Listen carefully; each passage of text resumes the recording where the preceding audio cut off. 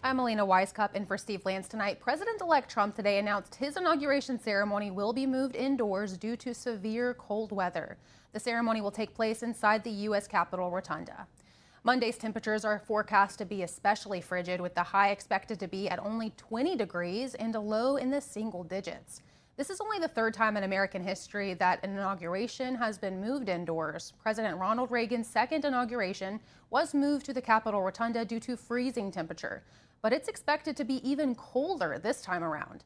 Trump is slated to hold an indoor rally at the Capital One Arena in D.C.'s Chinatown on Sunday. He says supporters will also be able to watch the inauguration ceremony from the venue. Crowds will be slimmed down because the Capital One Arena holds a maximum of 20,000 people, far behind the capacity of the National Mall. And to watch all of the events unfolding in real time on Monday, we'll bring you round-the-clock coverage of the second inauguration of Donald Trump. Watch it on January 20th, starting at 9 a.m. Eastern. We'll have teams standing by at key locations, bringing you into every moment of the historic and peaceful transfer of power. We'll be with you through it all, right here on NTD. And the clock is winding down on TikTok, and we should know its fate very soon. The Supreme Court today ruled against the Chinese company, upholding an imminent ban. But President-elect Trump says he might step in. NTD's White House correspondent Iris Tao is outside of the Supreme Court with the latest. The Supreme Court on Friday upheld a bipartisan law that will effectively ban TikTok in the U.S. starting on Sunday. And that means that unless the app finds a U.S. buyer in just 2 days, it would disappear from app stores overnight. Lawmakers from both sides of the aisle hailing the court's unanimous decision. It can track your whereabouts, it can read your text messages, it can track your keystrokes, it has access to your phone records. And the problem with that is all of that information is available to and subject to inspection by the government in Beijing. It's not just a national security threat, it's a personal security threat. Chinese ownership enabling that enemy of the United States to surveil, collect information, and present a threat to our national security. The justices say while TikTok provides a platform for over 170 million users, the app's risk override his argument about free speech. Here's what Chief Justice John Roberts said at a hearing last week. Congress is fine with the expression. They're not fine with a foreign adversary, as they've determined it is, gathering all this information about the 170 million people who use TikTok. But now the question is, will the ban be enforced? While the Biden administration hails the ruling today, the White House says the ban's enforcement will be left to Trump, who's taken office the day after the ban is set to take effect. Now, while Trump has signaled that he wanted to keep TikTok running, his attitude became a bit murkier on Friday. Trump says in a post that everyone must respect the Supreme Court's ruling, adding, quote, "My decision on TikTok will be made in the not too distant future, but I must have time to review the situation." Trump says he spoke with the head of the Chinese regime, Xi Jinping, on Friday and talked about things including TikTok. Meanwhile, Senator Tom Cotton, who blocked an effort this week to buy TikTok more time, says no concession to be given to the Chinese spy app. ByteDance and the Chinese communists had plenty of time to make a deal. Instead, TikTok whined, lied, complained, sued, and lobbied. Oh, how they lobbied. Meanwhile, Beijing has previously said that it would not allow TikTok to be sold, but it remains to be seen if any changes will happen in the next 2 days. Reporting from outside the Supreme Court, Iris Tao, NTD News. And with the Supreme Court decision to uphold the TikTok ban, what will happen this coming Sunday? We're joined by James Lewis. He's the Senior Vice President and Director of the Strategic Technologies Program.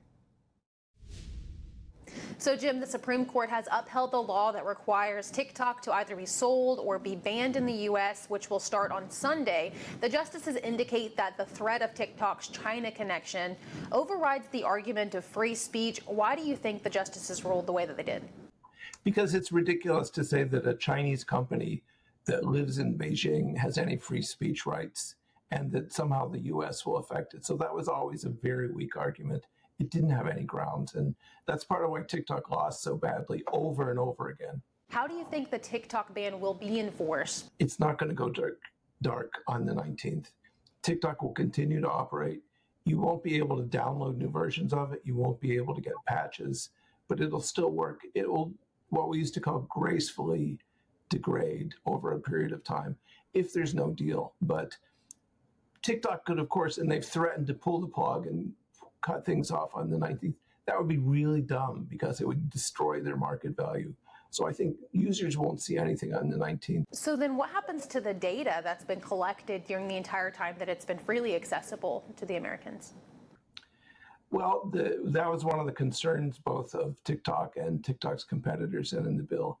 The data will reside on the servers of the U.S. cloud companies that support TikTok now. I don't think that will change. To change things, and this is where it gets tricky, there is no built-in enforcement. The Justice Department has to take action. They have to sue people. They have to sue the cloud service providers. They have to sue the app stores. I think the app stores will probably stop making TikTok available for download, just as a surfeit of caution. The cloud service providers will probably keep maintaining the databases they have now, not improving them or anything, because first of all, the 20th is a federal holiday. And second of all, this is the Trump administration now. Justice may not be as aggressive. Yeah, I wanted to ask you about that as well, Trump's reaction to this news. So I think many are raising their eyebrows at someone like Trump, who has been tough on China in his previous administration. Now he's trying to prevent the ban of TikTok. But the select committee on the CCP, the chairman of that select committee on the CCP, Molinar, he's a Republican. He responded to Trump's comments on this TikTok ban, saying that President Trump understands the threat posed by the Chinese Communist Party's control of TikTok, and just as importantly, understands how to make a deal. What do you think that deal would look like, and how long do you think it would take for a U.S. buyer to separate the app from China? The law does give the president 90 days to cut a deal. So the fact that on the 19th, the law hasn't been met, on the 20th, President Trump can say, I need that extra 90 days to cut something out. And I think what it will look like is probably a foreign buyer. TikTok will have to divest itself of its American operations. That may not include the algorithm, but it will include the customer base, which is TikTok's most valuable asset now. So probably what will happen, they have to work out a number of things. What's the price? Who's the buyer? Who can come up with money? What makes the Chinese government happy? So it's a complex deal, but it's certainly obtainable if people are serious. One of the problems, I'll just say this real quickly, TikTok has resisted every inch of the way. They've played chicken, they've played hardball. They have not been a cooperative entity. And if that doesn't change, there will continue to be problems. But, with the Supreme Court saying the law stands, they have run out of runway for making any changes. How do you think the Trump administration will be able to enforce and hold the new apps buyer, if that does happen, accountable for protecting Americans' data? What people have said all along is that the problem with TikTok is the fact that it's owned by a Chinese company operating out of China. And if there wasn't Chinese ownership, much of the problem would go away. So I think that's the big change, is you'll find probably an American owner who will do some sort of privacy-enhancing supplement along the lines of Project Texas, and that will take care of the problem. TikTok itself could do a spin-off, maintain ownership, but be a passive owner, use Project Texas. So there's a couple variables here, but the main obstacle, the main objection to TikTok is its Chinese ownership, and get that out of the way and the problem is fixed. And just a final question for you, Jim. Was there absence of screening when TikTok was first introduced to the market, when it was recognized to be a national security threat? How can we prevent future apps from entering the U.S. market?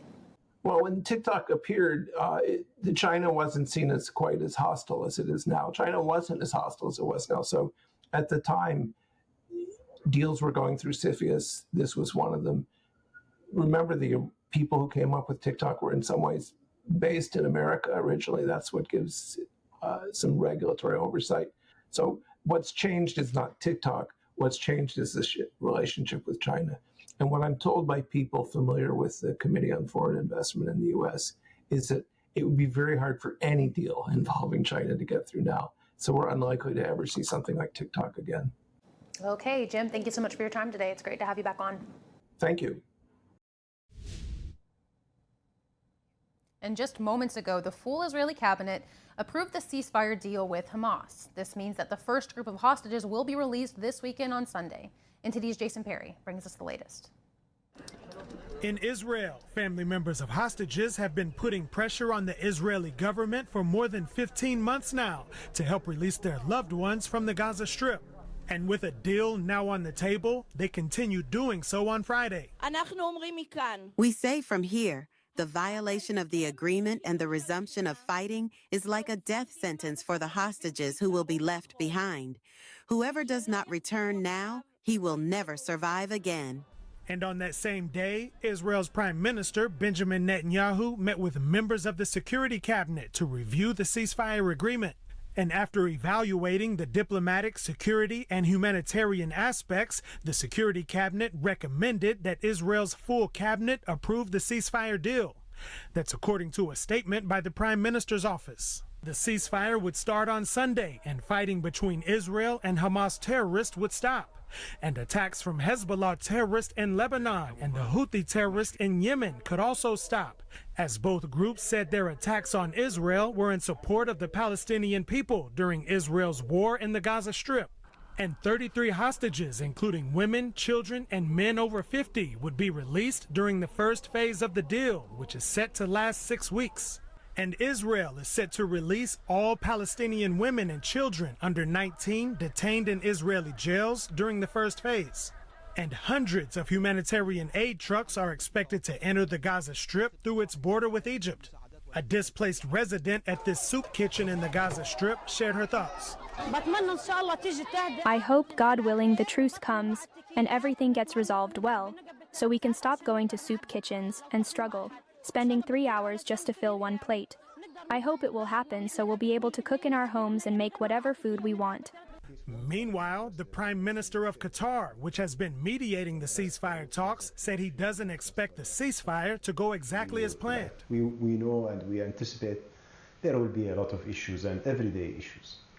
But we are trying our best to create the safety net for these issues to be resolved before it explodes.